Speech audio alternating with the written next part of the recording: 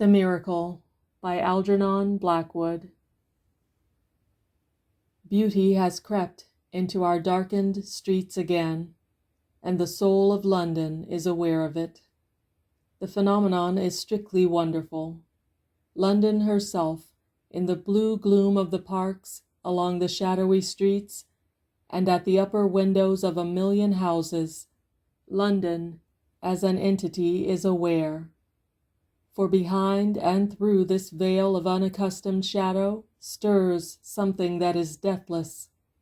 Unnoticed during easy and luxurious days, too obvious in hours of sunshine to be detected, it now steals forth, claims recognition, draws attention to itself. It is a marvelous and delicate thing, yet of incalculable potentiality. It is that which scientists are supposed to ignore and biologists to deny. It is the soul, but it is not individual. It is corporate. With the dipping of the flashing glare of lights, it now comes forth into its own, and we see the stars again.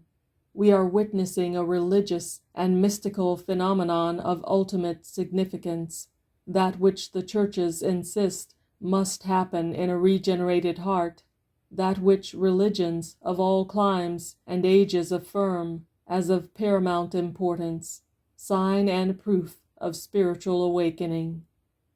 And this mystical occurrence is already accomplished in our midst, the midst of a practical, hard-headed business nation of the 20th century. It is essentially divine. It is the loss of self. It was effected in a moment, in the twinkling of an eye. Out of the night in early August, when the wireless and cables flashed round the world, the news that England had gone to war, it emerged. By morning it was an accomplished fact. The inner and outer reconciliation of all conflict and disagreement in every corner of the empire was its evidence. It was a miracle, and the miracle was conversion, regeneration. The result, attained so simply, was strictly wonderful.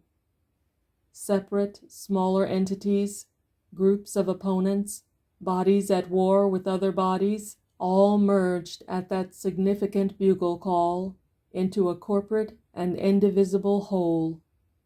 The empire became, psychologically, a crowd, one being. The ease, the simplicity, the instantaneous character of the result, these are of the spiritual order. The individual passed away, sunk his differences, forgot his personal ambitions, became merged in something greater than himself. There was no effort, there was no resistance. A group consciousness came into existence spontaneously and of its own accord. This thing is happening still on every side. Rather, the evidence that it has happened is to be seen all day long, in street and park and courtyard. Drilling. Men to whom such an event had never once appeared as even a possible eventuality are drilling by the thousand, are being drilled as naturally as they formerly ate their breakfast or went to golf and tennis. And what has taken place as a whole is taking place in every smaller portion of that whole. The object, moreover, is not to kill, but to keep alive truth, justice, mercy, liberty. Awkward squads are visible on every hand, impersonal service the word of command.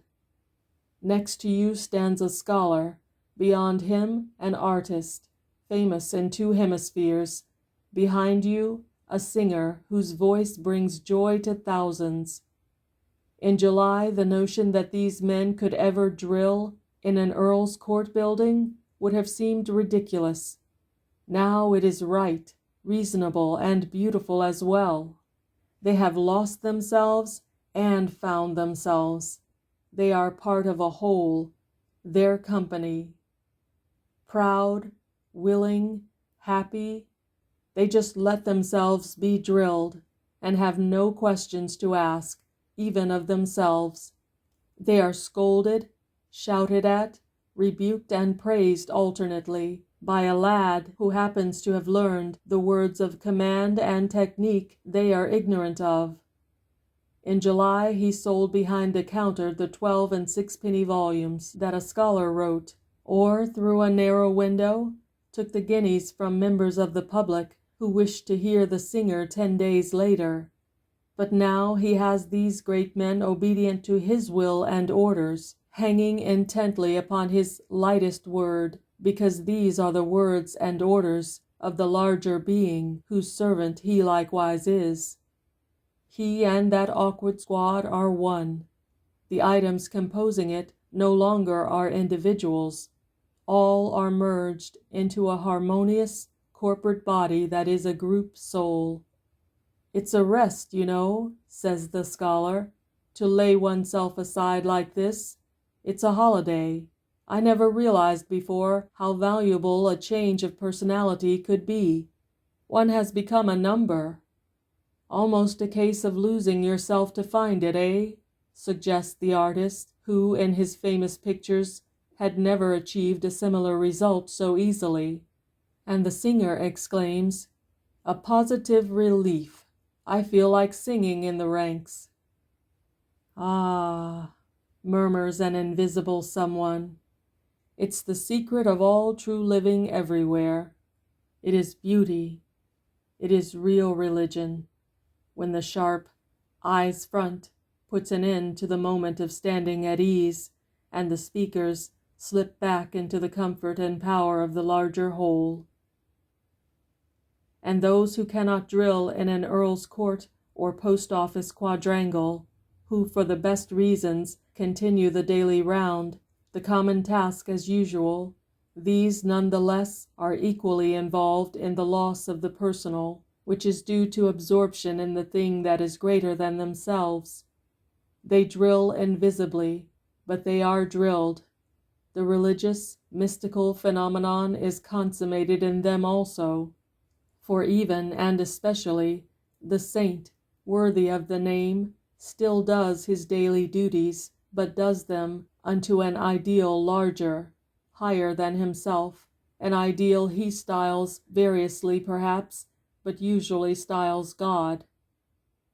It is passing strange and exquisite, this new beauty that has crept into our darkened streets and into our careless hearts as well. The instant alteration is properly miraculous. The individual life has become ascetic in the true sense, automatically. Luxuries are seen in a flash to be not merely unnecessary, but degrading, hindering clear effort of mind and body. So many normal habits have dropped aside today. They were unreal. It seems puzzling that they ever gained the sway they did. Whence did they come? Were they due to the small perspective of a lesser self? We have become as an ant-heap, a hive of bees, a flock of birds, whose immense, coherent, and effective activities are the result of being animated by a single purpose. The individual counts enormously, because his purpose is the purpose of the entire mass. This corporate whole, this group soul, is akin to that body of the church, the body of any deep spiritual movement anywhere, and by whatever name it may be called, which seeks achievement impossible to a single individual. The phenomenon is wonderful. The sudden spirit of sympathy and brotherhood in our public streets today is a revelation utopians have long dreamed about. It is not war that has called it into being. It is the sure and certain faith that justice, mercy, liberty, sympathy, and love are in the world, and these are attributes of the divine.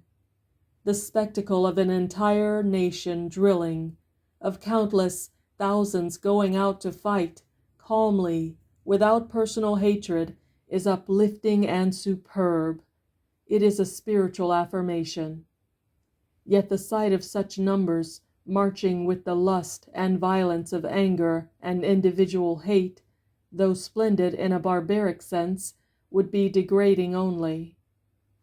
These columns of whistling, singing youths in caps and sweaters, tweed jackets, and gray flannel trousers, this endless stream of challenging recruits and awkward squads, these all bear witness to the existence of some deathless and accessible power, of which justice, mercy, liberty, and so forth are but attributes.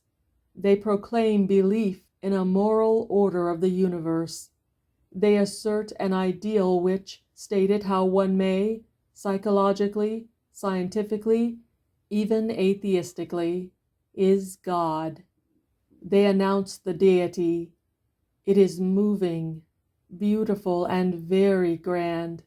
It is so simple.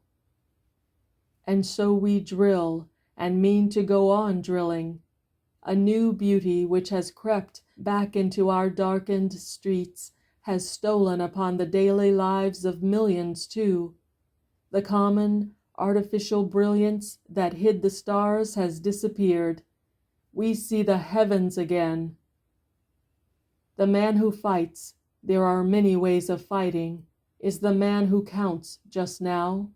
True, but the strength of that man depends upon the corporate whole in which he is an item, and that corporate whole is determined by what its myriad component items think and will.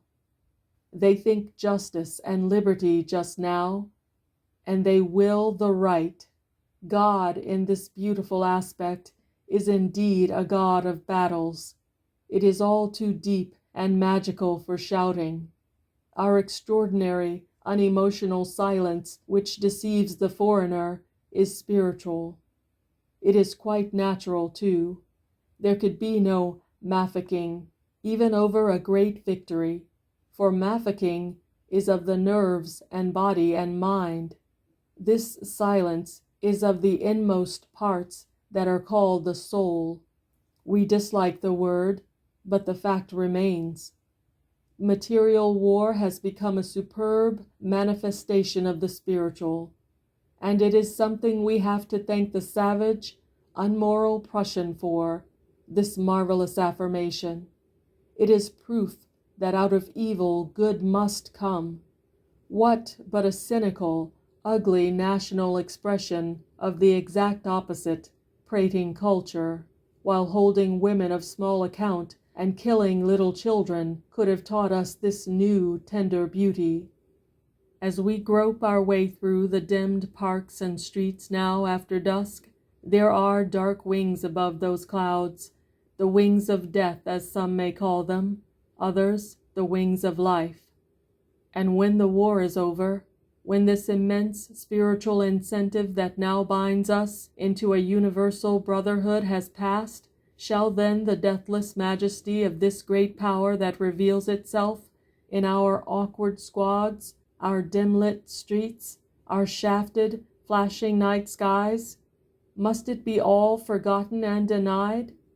Must this national realization of beauty prove itself but a glimpse and fade? Shall we start fighting again for meaner personal objects and still more meager ambitions, worthy enough, doubtless, and necessary in themselves, yet only of value when subservient to a greater ideal? The answers, though various, seem to echo a greater hope to many of us. There are some, at least, who will remember how beauty stole back into our darkened streets, and, remembering, will have gained a hint of what is wisdom. End of The Miracle by Algernon Blackwood.